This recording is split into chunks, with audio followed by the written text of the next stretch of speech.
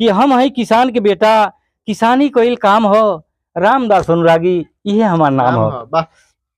खून पसीना ये माटी में रोजो हम मिलावे नी, आ धरती माई चाहेली तो कुछ न कुछ हम पावे नी। भजन करे नी खेतवे में आगे अलख निरंजन खातिर, आ खेतवे कोड़त कविता निकले लारौरी मनोरंजन खातिर।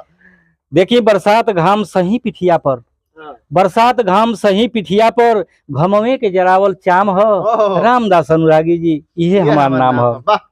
लौकी कोहड़ा घेवड़ा भिंडी मुरई मरचा आलू, बोड़ा भिंडी बीन्स परोरा, जानवर बाने चालू। इतना परेशान करता ना जानवर कि लीलगाय सांड शाही सुअर तिल बंदर सियार, चोर सूखा बाढ़ से बची जवन तवन हमार। लेकिन पुरनिया लोग कह के गईल कि खेती या बेटी के भर्ती जोरल नाम होशियारी है, खेती या बेटी के भर्ती जोरल ना होशियारी है, बात बात में कैलकुलेशन ये सब काम सरकारी है। धन से पैदा अहंकार, धन से पैदा अहंकार ना अहंकारी बनाई खेती, अब मन लगन से मेहनत करब तो भूखे नहीं सुताई खेती।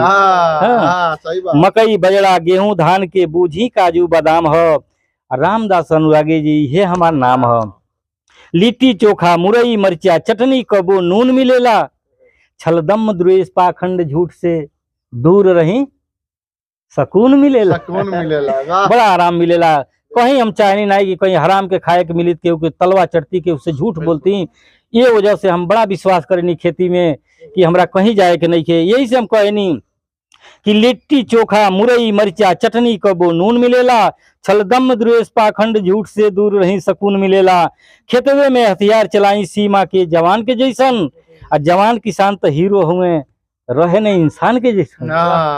एक सीमा पर जवान रिवाल्वर राइफल ग्रेनेड AK-47 चलावत न, हमहू कुदार खुरपा हंसुआ तमाम हथियार चला के हमहू सेवा करतनी, वो सेवा करतन, ठीक ना।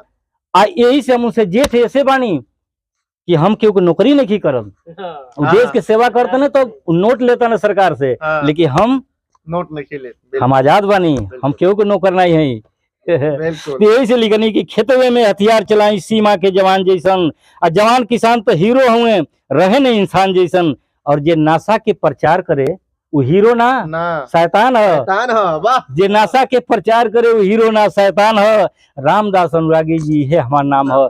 जय हिंद जय भारत के रवैया के ओ के जय हो के हमारी कविता गीत सुनवैया के हास्य व्यंग लोकगीत कलाकार गायक रामदास अनुरागी हरपुर देवरिया उत्तर प्रदेश की ओर से आप लोगों के बहुत बहुत साधुवाद सलाम नमस्ते प्रणाम।